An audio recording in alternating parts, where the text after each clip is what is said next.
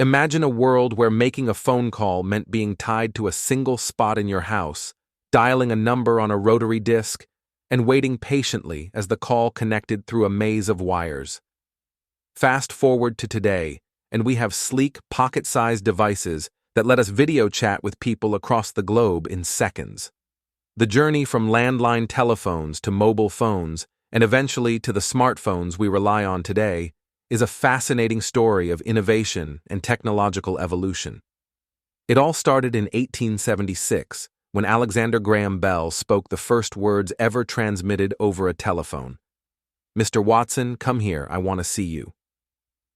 This groundbreaking invention connected people like never before, but early phones were far from what we know today.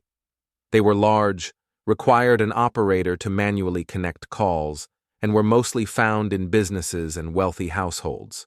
By the early 1900s, the telephone had become a more common household item, and rotary dial phones made it easier to call people directly. Then came the touch-tone phone in the 1960s, replacing the rotary system with push buttons, making dialing much faster.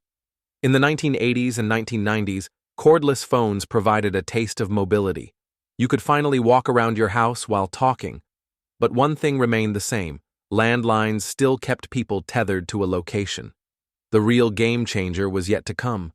The idea of making calls without a physical connection became a reality in 1973, when Motorola's engineer Martin Cooper made the first ever mobile phone call.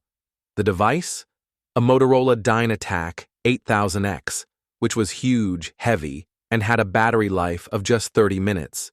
It was far from practical, but it proved that communication didn't have to be tied to a wire. Throughout the 1980s and 1990s, mobile phones evolved, becoming smaller, more affordable, and slightly more efficient. The Nokia 3310 became an instant classic, known for its indestructible design and legendary snake game. The biggest breakthrough, however, wasn't just in the hardware. It was in cellular networks. 1G, 1980s, first-generation mobile networks. But calls were expensive, and coverage was limited. 2G, 1990s, digital signals improved call quality and introduced SMS texting.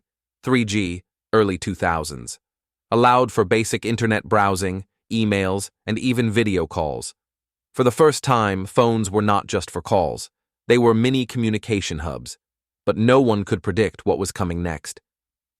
Then came 2007, the year that changed everything. Apple introduced the iPhone, a touchscreen device with internet access, apps, and a camera, all in one. For the first time, a phone wasn't just a tool for talking. It was a pocket-sized computer that could browse the web, take photos, and even run software applications. At first, many were skeptical.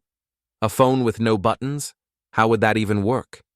But the iPhone's success proved that touchscreen smartphones were the future. Just a year later, Android phones entered the scene, giving users a variety of choices. Companies like Samsung, HTC, and LG started producing their own versions, each packed with new features. Key smartphone advancements over the years: 4G LTE, 2010s. Faster speeds enabled HD streaming, gaming, and cloud storage. App ecosystem: Apple's App Store and Google Play introduced millions of apps for every possible need. Camera evolution: from blurry VGA cameras to 108-megapixel AI-enhanced lenses. AI and voice assistants: features like Siri, Google Assistant, and facial recognition changed user experience. 5G 2020s: ultra-fast speeds and low latency, enabling AR, VR, and IoT advancements. Today, smartphones are more powerful than the computers that sent astronauts to the moon. They've become essential tools for work, entertainment, navigation, and even health tracking. With technology advancing at lightning speed, what's next for phones? We're already seeing foldable screens, phones that can expand into tablets. Holographic displays: imagine video calling in 3D. AI-driven devices, smart assistants that anticipate your needs. Brain-computer interfaces, phones that respond to thoughts instead of touch. From wired landlines to wireless supercomputers, our phones have come a long way. And the future? It's limitless. Which phone did you grow up using? Do you think smartphones have improved our lives, or do we rely on them too much? Let me know in the comments.